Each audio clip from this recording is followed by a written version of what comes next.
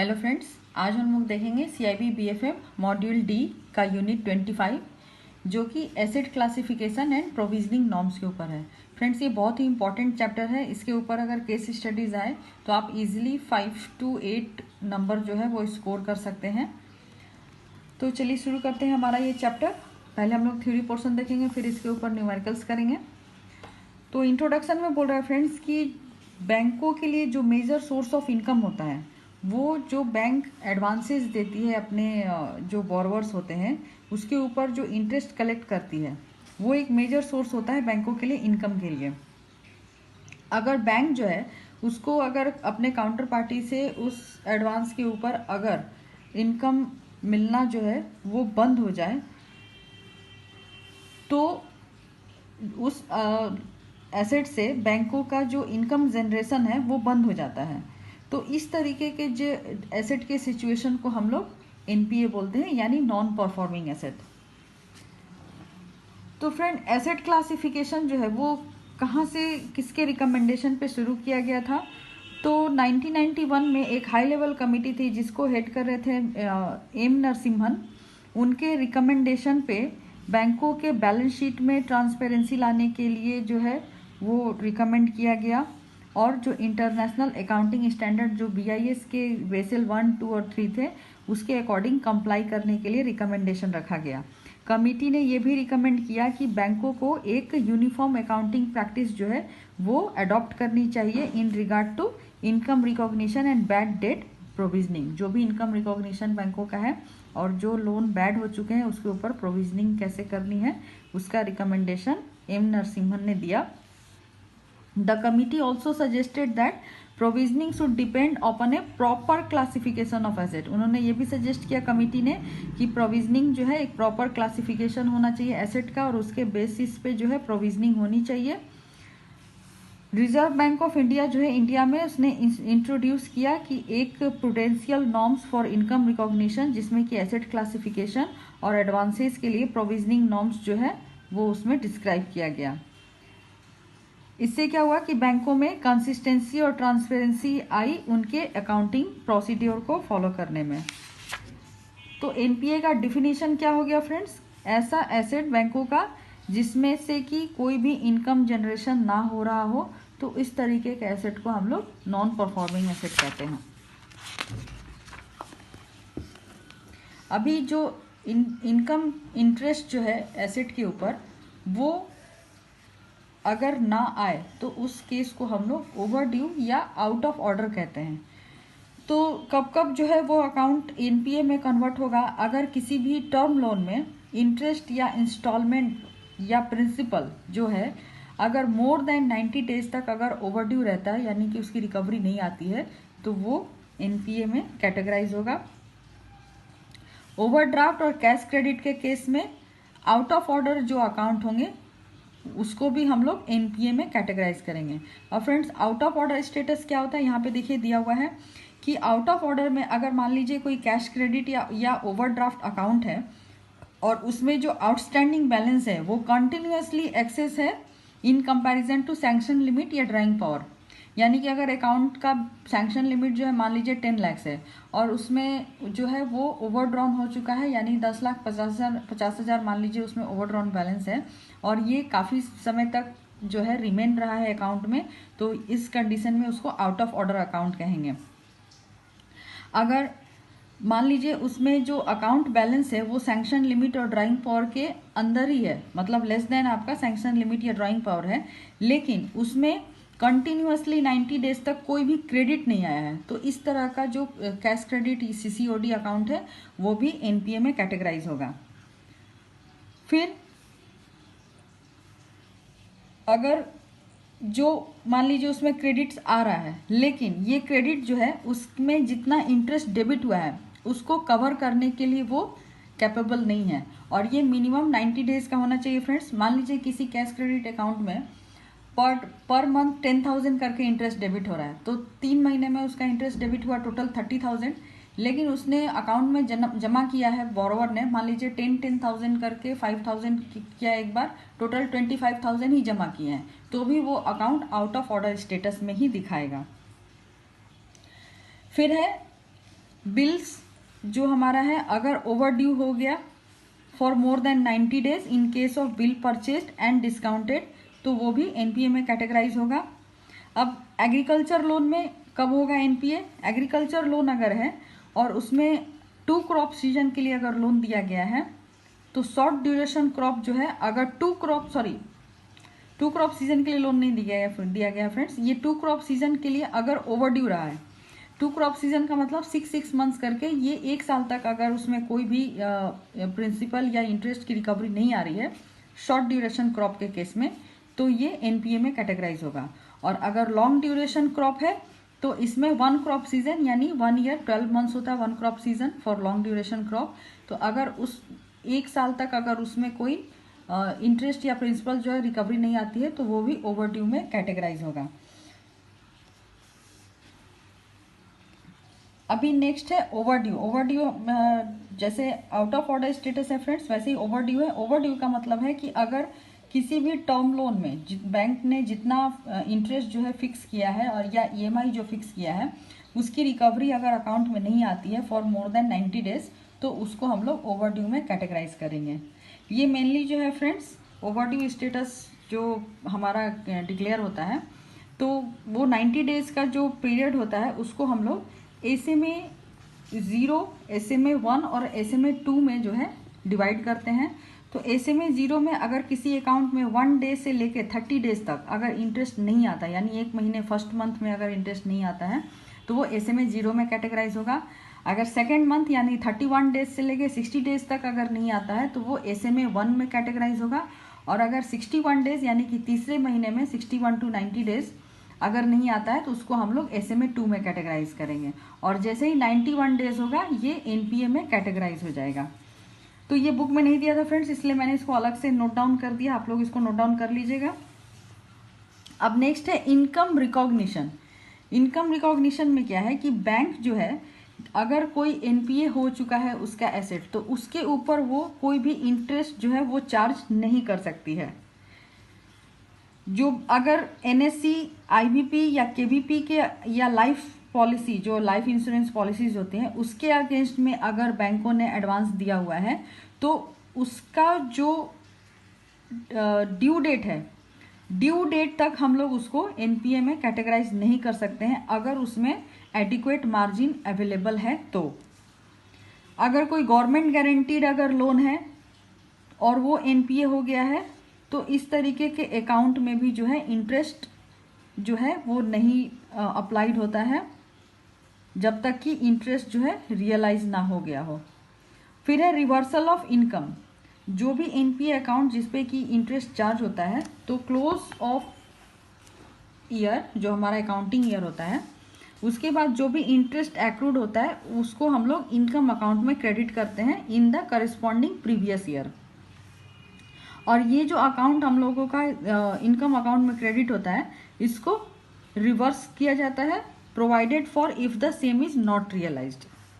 This will apply to government guarantee accounts also. अगर किसी account में ईसीजीसी, सीजीटी, एमएससी अगर किसी भी तरीके का गवर्नमेंट गारंटी लिया हुआ है, तो उस अकाउंट में भी जो है इंटरेस्ट रिवर्सल जो है, पहले तो ये फ्रेंड्स मैन्युअली करना होता था, लेकिन अभी ये सेंट्रली बेसिस में हमारा जो कॉर्पोरेट ऑफिस है वहाँ से ये सेंट्रली हो जाता है। नेक्स्ट है लीज्ड एसेट। अगर कोई लीज्ड एसेट है और बैंक ने उसके ऊपर कोई फिनेंस चार्ज किया हुआ है, तो और वो अगर एनपीए में कन्वर्ट हो गया है और इसमें भी अगर कोई इंटरेस्ट जो है अनरियलाइज्ड है, तो उसे भी हम लोगों को रिवर्स करना पड़ेगा for current accounting period. Next है appropriation of recovery in NPA. यानी कि अगर एनपीए में कोई रिकवरी आती है, तो जो इनकम या जो भी रिकवरी अमाउंट जो है रिकवरी के थ्रू आई है, उसको हम लोगों को लोन में कैसे अप्रोप्रिएट करना है। तो ये नॉर्मली जो है बैंकों के अकाउंटिंग प्रिंसिपल में मेंशन होता है कि, और बैंकों को ये राइट ऑफ अप्रोप्रिएशन रहता है रिकवरीज का, और वो उसको यूनिफॉर्म और कंसिस्टेंट मैनर में कर सकते हैं। अभी जो नॉर्मली जो अप्रोप्रिएशन का जो रूल है फ्रेंड्स, उसमें होता है कि पहले हम प्रिंसिपल रिकवर करते हैं, उसके बाद इंटरेस्ट रिकवर करते हैं, और उसके बाद अदर कोई चार्जेस अगर एक्सपेंसेस हुआ है उस रिकवरी के लोन के रिकवरी में, तो फिर उसको हम लोग अप्रोप्रिएट करते हैं। अभी नॉर्मली जो है वो यही है, लेकिन ये लोन टू लोन या बैंक टू बैंक केसेस में डिफर कर सकता है, लेकिन जो यूनिफॉर्म मेथड है वो यही है कि पहले प्रिंसिपल, फिर इंटरेस्ट, उसके बाद चार्जेस। तो यहाँ से एसेट क्लासिफिकेशन जो है वो शुरू होता है फ्रेंड्स। एसेट क्लासिफिकेशन में सबसे पहले जो है, ये तो मैंने आपको बता दिया, एसएमए का फुल फॉर्म होता है स्पेशल मेंशन अकाउंट। उसके बाद अगर 90 डेज तक अगर नहीं आया रिकवरी या जो भी इनकम है एसेट का, तब उसको हम लोग 3 एसेट में कैटेगराइज करते हैं, जिसको हम लोग बोलते हैं सब standard, doubtful and loss asset. सब स्टैंडर्ड एसेट हम लोग किसको कहेंगे?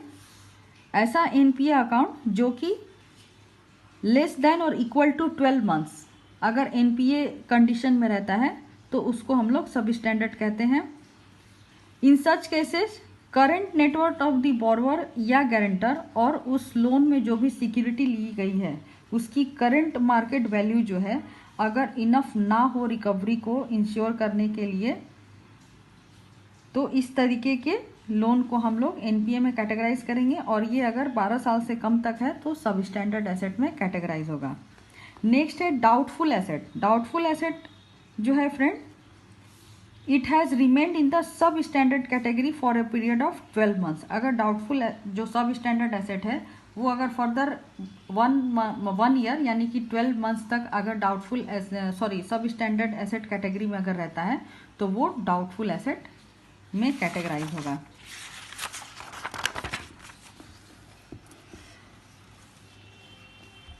डाउटफुल में भी फ्रेंड्स जो है हमारा 3 कैटेगरी होता है, डाउटफुल 1, डाउटफुल 2 और डाउटफुल 3। डाउटफुल 1 जो है वो 1 ईयर तक अगर सब स्टैंडर्ड कैटेगरी में अगर लोन रहता है तो वो डाउटफुल 1 में कैटेगराइज होगा। अगर 2 साल तक रहता है तो डाउटफुल 2 में होगा, और अगर 3 साल तक रहता है तो वो डाउटफुल 3 में कैटेगराइज होगा, और 3 साल के बाद वो लॉस एसेट में हमारा कैटेगराइज हो जाएगा। तो such an asset is considered uncollectible, यानी कि अब इसमें कोई भी चांसेस नहीं है रिकवरी आने की, इसमें सिक्योरिटी की वैल्यू भी कुछ नहीं है, तो इस तरीके के एनपीए अकाउंट को हम लोग लॉस एसेट में कैटेगराइज करते हैं। अभी नेक्स्ट जो है अकाउंट विथ टेम्पोररी डिफिशियंसीज, यानी कि कुछ अकाउंट में जैसे क्या होता है कि कुछ समय के लिए कोई अगर टेक्निकल फॉल्ट या कुछ टेम्पोररी डेफिशिएंसीज आ जाती है, जैसे अगर वहाँ पे एडिक्वेट ड्राइंग पावर जो है वो अवेलेबल ना हो, या जो बैलेंस आउटस्टैंडिंग है वो लिमिट से एक्सीड कर रहा हो लेकिन ये टेम्पोररी बेसिस में एक्सीड किया हो, मतलब कंटिन्यूअस ना हो, या फिर बोरोवर ने टाइमली जो है स्टॉक स्टेटमेंट जो है सबमिट नहीं किया है, या फिर उसका लिमिट रिन्यूअल जो है ड्यू डेट में नहीं हो रहा है, तो इस तरीके के अकाउंट को हम लोग टेम्पोररी डेफिशिएंसीज कहते हैं। ये एनपीए में कैटेगराइज नहीं होते हैं। लेकिन फ्रेंड्स अगर यहाँ पे एक चीज़ नहीं मेंशन किया हुआ है कि अगर कोई रिन्यूअल लिमिट है और उसको वो अगर विद इन 6 मंथ अगर उसको रिन्यू ना किया जाए तो वो भी एनपीए में कैटेगराइज हो जाती है आफ्टर 6 मंथ्स, अगर वो एक्सपायर्ड क्रेडिट लिमिट में अगर वो अकाउंट रन करे तो। फिर है अपग्रेडेशन ऑफ लोन अकाउंट। अब मान लीजिए कोई अकाउंट जो है एनपीए में कैटेगराइज हुआ, फिर उसमें कुछ रिकवरी आ गई, तो रिकवरी आने के बाद क्या होगा फ्रेंड्स कि उस तरीके का लोन जो है वो अपग्रेड हो जाएगा। तो अपग्रेड होने के बाद हम लोग उसको फिर वापस से एनपीए में ट्रीट नहीं करेंगे, that loan will be classified as standard account. फिर नेक्स्ट है accounts regularise near about the balance sheet date. अब जैसे कुछ एसेट क्लासिफिकेशन में क्या होता है कि उनमें जो है कुछ क्रेडिट्स आते हैं, तो इस तरीके के अकाउंट को है should be handled with care. जैसे कि हम लोग किसी लोन में होता है जैसे मिनिमम रिकवरी अमाउंट दे करके उसको एनपीए होने से बचाया जाता है, लेकिन वो जो टोटल सफिशिएंट अमाउंट होता है वो कैपेबल नहीं होता है इनकम रिकॉग्निशन के लिए। तो इस तरीके के लोन को काफ़ी टैक्टफुली और हैंडल विथ केयर जो है मॉनिटर करना चाहिए। नेक्स्ट है asset classification to be borrower wise and not facility wise. Asset classification जो होता है फ्रेंड, जो हमने अभी देखा, तो उसमें क्या होता है कि ये बोरोवर वाइज कैटेगराइज होता है। जैसे मान लीजिए किसी बोरोवर के 3 लोन अकाउंट है, उसने 2 में तो सही से ईएमआई डाली है, लेकिन एक अकाउंट में वो ईएमआई नहीं डाल रहा है और वो कंटिन्यूअस 90 डेज तक ओवरड्यू है। तो 91 डेज को क्या होगा कि उसका तो जिस लोन में वो पैसा नहीं डाल रहा है वो तो एनपीए में कैटेगराइज होगी ही, साथ ही साथ उसके बाकी के जितने भी अकाउंट है, इवन उसका एसबी अकाउंट जो है वो भी एनपीए में जो है कैटेगराइज हो जाएगा। तो वही चीज़ यहाँ पे बोला हुआ है। फिर है debit arising out of devolvement of letter of credits. अगर कोई लेटर ऑफ क्रेडिट डिवॉल्व हुआ या कोई बैंक गारंटी इन्वोक हुई है तो उसका जो अमाउंट होता है वो सेपरेट अकाउंट में पार्क किया जाता है और उस अकाउंट का जो आउटस्टैंडिंग बैलेंस है that will be also treated as a NPA और उसके ऊपर सेम जो है प्रूडेंशियल नॉर्म्स जो है आरबीआई का इनकम रिकॉग्निशन, एसेट क्लासिफिकेशन और प्रोविजनिंग का सेम जो है एनपीए एसेट के अकॉर्डिंग ही उसके ऊपर वो एप्लीकेबल होगा। फिर है एडवांस अंडर कंसोर्शियम अरेंजमेंट, यानी कि 2-3 बैंक अगर मिलके कोई लोन दी हुई है तो वहाँ पे अगर वो लोन एनपीए में कैटेगराइज होता है तो वो कैसे डील होगा। तो यहाँ पे फ्रेंड्स जो इंडिविजुअल मेंबर बैंक होती है वो उसको इंडिविजुअली जो है उसको रिकॉर्ड करेगी और अगर उसमें कोई रिकवरी आएगा तो वो अगर जिस बैंक के बेसिस पे रिकवरी आ रही है उस बैंक के उसमें वो यूटिलाइज होगा। अब नेक्स्ट जो है वो फ्रॉड से रिलेटेड है। अगर कोई फ्रॉड अकाउंट है, फ्रॉड कमिटेड बाय बोरोवर, तो इस तरीके का जो अकाउंट होगा फ्रेंड वो स्ट्रेट अवे क्लासीफाई होगा डाउटफुल एसेट, डाउटफुल और लॉस एसेट एज अप्रोप्रिएट। अभी फ्रेंड जो लेटेस्ट है उसमें ये डायरेक्ट लॉस एसेट में कैटेगराइज होता है। अगर कोई फ्रॉड अकाउंट है तो वो सब स्टैंडर्ड या स्टैंडर्ड एसेट में नहीं जाता है, वो डायरेक्ट आपका लॉस एसेट में जाता है। अभी यहाँ पे सेम पॉइंट फिर से बोल रहे हैं फ्रेंड्स कि अगर टर्म डिपॉजिट एनएससी, केवीपी या आईबीपी के अगेंस्ट अगर कोई लोन दिया हुआ है तो वो एनपीए के में ट्रीट नहीं किया जाएगा जब तक कि उसका जो एप्लीकेबल मार्जिन है और सिक्योरिटी वैल्यू जो है वो अवेलेबल है, तो उसको हम लोग एनपीए में ट्रीट नहीं कर सकते हैं। कब तक? जब तक कि उसका ड्यू डेट नहीं आ जाता है। Advance against gold ornaments, government securities and all other securities are not covered by this exemption. लेकिन अगर ज्वेल लोन है या गवर्नमेंट सिक्योरिटीज का कोई लोन है या अदर सिक्योरिटीज के ऊपर लोन दिया गया है तो उसमें ये एग्जेम्पशंस नहीं है।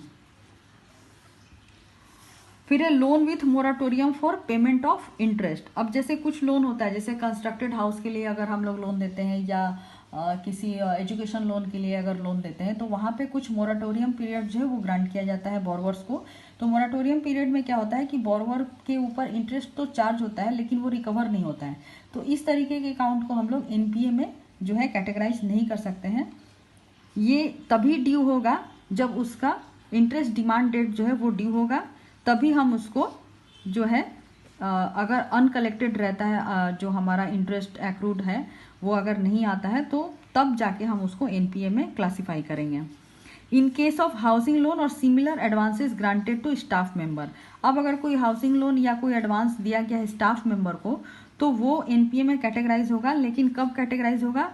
Competent authority would be relevant to decide the asset classification. तो स्टाफ लोन के केस में कंपिटेंट अथॉरिटी जो है वो डिसाइड करेंगे कि इसका एसेट क्लासिफिकेशन क्या होना चाहिए। अभी नेक्स्ट है funded interest. Funded interest friend loan जो है वो अभी काफ़ी जो है बैंकों में अभी ओपन किया जा रहा है, क्योंकि अभी कोविड सिचुएशन को लेकर के बहुत सारे जो हमारे कैश क्रेडिट ओवरड्राफ्ट अकाउंट हैं जहाँ पे कि बोरोवर जो है वो रीपे नहीं कर पा रहे हैं उनके इंटरेस्ट को, तो as per government notification and RBI के ऑर्डर के थ्रू उनको 6 मंथ्स का जो है वो FITL दिया गया है, यानी फंडेड इंटरेस्ट टर्म लोन। मतलब उनके सीसी अकाउंट में जो भी इंटरेस्ट अक्रूड हुआ है उसके लिए उनको अलग से 6 मंथ्स का टाइम दिया जाएगा और वो उसमें विथ क्यूमुलेटिव इंटरेस्ट जो है इंटरेस्ट विथ इंटरेस्ट वो रीपे करेंगे इन 6 इंस्टॉलमेंट। तो वही यहाँ पे फंडेड इंटरेस्ट है। तो अगर इस तरीके का कोई लोन जो है अगर एनपीए होता है तो इसमें जो भी इनकम रिकॉग्नाइज्ड और प्रोविज़न होगा उसमें जो अमाउंट अवेलेबल है उस अमाउंट के इक्वल में उसको किया जाएगा। नेक्स्ट है कन्वर्सन इनटू इक्विटी, डिवेंचर और एनी अदर इंस्ट्रूमेंट। अब अगर कोई भी इक्विटी जो है, कोई भी प्रिंसिपल या आउटस्टैंडिंग अमाउंट किसी अगर इन्वेस्टमेंट या इंटरेस्ट कंपोनेंट का है, जो कि नॉर्मली कॉम्प्रोमाइज़ होता है प्रिंसिपल और इंटरेस्ट कंपोनेंट का, तो उसको इक्विटी, डिवेंचर या एनी अदर इंस्ट्रूमेंट में अगर कन्वर्ट करते हैं तो इस तरीके के केस में भी जो है हम लोग फुल प्रोविज़न लेते हैं जितना कि उसका अमाउंट है। और उसके साथ साथ हम लोग प्रोविज़न में ये भी ऐड करते हैं कि उसका जो डेप्रिसिएटिव वैल्यू है उस इक्विटी का या फिर जो भी इंस्ट्रूमेंट जिसको कि कन्वर्ट किया गया है उसके साथ हम उसको ऐड करते हैं, यानी कि जो उसका प्रेजेंट डेप्रिसिएटिव वैल्यू है वो प्लस जितना उसका आउटस्टैंडिंग बैलेंस है वो प्रोविज़न लेकर के टोटल उसका हम लोग प्रोविज़न करते हैं। Such equity must thereafter be classified in the available for sale category. और इस तरीके का जो इक्विटी है इसको हम लोग अवेलेबल फॉर सेल कैटेगरी जो है वो उसमें क्लासिफाई करते हैं।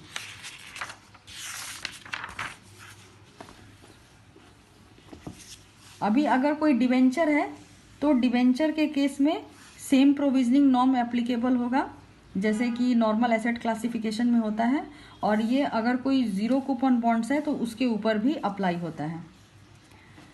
अभी नेक्स्ट है friends provisioning norms. Provisioning norms ये बहुत ही इंपॉर्टेंट पॉइंट है, इसके ऊपर काफ़ी केस स्टडीज़ आते हैं CIB के एग्जाम्स में। तो प्रोविजनिंग नॉर्म्स क्या है कि बैंकों को कुछ प्रोविज़न करना होता है, यानी कि कुछ कैपिटल और उनके प्रॉफिट का जो पार्ट है वो एलोकेट करना होता है for the sake of bad loans. तो इसके कुछ नॉर्म्स हैं। Bank is required to make provision for this asset, जो हमारा एसेट कैटेगराइज हुआ सब स्टैंडर्ड, डाउटफुल और लॉस में, उसके लिए बैंक को प्रोविज़न करना होता है। और अभी तो फ्रेंड्स बैंकों को स्टैंडर्ड जो उनका एसेट है उसके ऊपर भी प्रोविज़न करना है न्यू नॉर्म्स के बेसिस पे। तो ये जो है category of the asset and value of the security के बेसिस पे ये परसेंटेज डिसाइड किया जाता है। तो चलिए देखते हैं ये क्या क्या है। तो सबसे पहले इसमें ये फ्रेंड्स एक्चुअली उल्टा दिया हुआ है, तो हम लोग पहले सब स्टैंडर्ड एसेट से चलेंगे जो कि बुक में नहीं दिया हुआ है। तो स्टैंडर्ड एसेट के ऊपर हम लोग क्या प्रोविजनिंग करेंगे, तो जो नॉर्मल रेट होता है फ्रेंड्स वो 0.40 of outstanding balance of that loan amount जो है हम लोग उस पर 0.40% लेंगे। अगर ये डायरेक्ट एग्रीकल्चर लोन है या SME का लोन है या कोई इंडिविजुअल हाउसिंग लोन है तो उसमें जो आउटस्टैंडिंग बैलेंस है उसका हम लोग 0.25% लेंगे। अगर कोई CRE लोन है, CRE में अगर ऑफिस के लिए दिया गया है तो वहाँ आउटस्टैंडिंग का 1%, और अगर रेसिडेंशियल के लिए दिया हुआ है तो वहाँ आउटस्टैंडिंग का हम लोग 0.75% लेते हैं। अगर होम लोन टीजर रेट है तो उस पर हम लोग आउटस्टैंडिंग का 2% लेते हैं। स्टैंडर्ड एसेट के बाद सेकंड है हमारा सब स्टैंडर्ड एसेट। सब स्टैंडर्ड एसेट जिसमें कि NPA जो है अप टू 12 मंथ्स कैटेगरी में रहता है। तो इस तरीके के लोन में हम लोग अगर सिक्योर्ड लोन है तो वहाँ पे हम 15% ऑफ आउटस्टैंडिंग बैलेंस लेंगे। ये आप हमेशा याद रखिएगा फ्रेंड्स कि हमें जो ये परसेंटेज लेना है वो किस चीज़ का लेना है, सिक्योरिटी वैल्यू का लेना है या आउटस्टैंडिंग का लेना है। तो अभी तक हम लोग स्टैंडर्ड में भी हमने आउटस्टैंडिंग बैलेंस का लिया, सब स्टैंडर्ड में भी हमने आउटस्टैंडिंग बैलेंस का ले रहे हैं। तो सिक्योर्ड है तो आउटस्टैंडिंग बैलेंस का 15% लेंगे, और अगर अनसिक्योर्ड है तो 25% ऑफ आउटस्टैंडिंग लेंगे। और अगर ये इंफ्रास्ट्रक्चर का केस है तो वहाँ पे हम लोग अनसिक्योर्ड में 20% of the outstanding amount provisioning में लेंगे। नेक्स्ट है डाउटफुल एसेट। डाउटफुल एसेट में 3 कैटेगरी है फ्रेंड्स, DB1, DB2 और DB3, जिसमें DB1 जो है अप टू 1 ईयर अगर सब स्टैंडर्ड कैटेगरी में रहता है तो वो DB1 में जाएगा। अगर 1 to 3 ईयर्स रहता है तो वो DB2 में जाएगा, और अगर मोर देन 3 ईयर्स रहता है तो वो DB3 में जाएगा। तो इसमें फ्रेंड जो सिक्योर्ड पोर्शन और अनसिक्योर्ड पोर्शन दोनों पे अलग अलग प्रोविज़न होगा।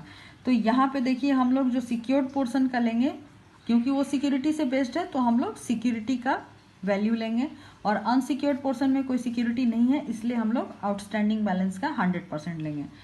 तो जो RVS मतलब रिजर्व वैल्यू ऑफ सिक्योरिटी, तो अगर ये अप टू 1 ईयर का केस है तो सिक्योर्ड में 25 लेंगे, अनसिक्योर्ड में 100, और अगर DB2 का केस है तो 40% of reserve value of security और अनसिक्योर्ड में 100% ऑफ आउटस्टैंडिंग सॉरी फ्रेंड। और अगर मोर देन 3 ईयर्स का है यानी DB3 में है तो हम लोग इसको 100% ऑफ रिजर्व वैल्यू सिक्योरिटी लेंगे और आउटस्टैंडिंग में 100% का लेंगे। अब अगर फ्रेंड्स ये हमारा जो NPA जो है वो अगर लॉस एसेट में कैटेगराइज हो गया तो यहाँ कुछ नहीं करना है, हमें 100% ऑफ द आउटस्टैंडिंग वैल्यू जो है वो प्रोविजनिंग नॉर्म्स में इंक्लूड करना है। तो ये फ्रेंड मैं आपको एक पूरा चार्ट दूंगी, जब मैं इसके ऊपर केस स्टडीज़ कराऊंगी तो मैं वहाँ पे इसको एक अच्छे से एक टेबल में अरेंज करके आपको प्रोवाइड करूँगी। तो अभी ये चैप्टर में तो इतना ही दिया हुआ है। तो अगर आपको हमारा वीडियो अच्छा लगा है तो आप हमारे चैनल को लाइक करिए, शेयर करिए, सब्सक्राइब करिए। नेक्स्ट वीडियो में हम लोग नेक्स्ट चैप्टर के साथ मिलेंगे। तो तब तक के लिए keep watching our channel and thank you for watching this video.